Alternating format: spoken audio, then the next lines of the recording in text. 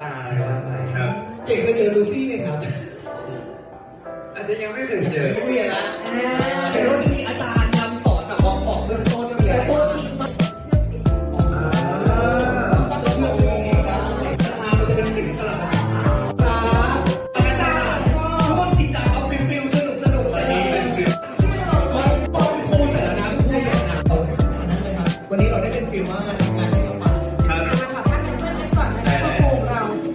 18เฉดสีเลยวันนี้ทั้งสองคนมาร่วมกิจกรรมรู้สึกยังไงบ้างเป็นไงบ้างแห้งผมเสียอะไรที่แล้วใช่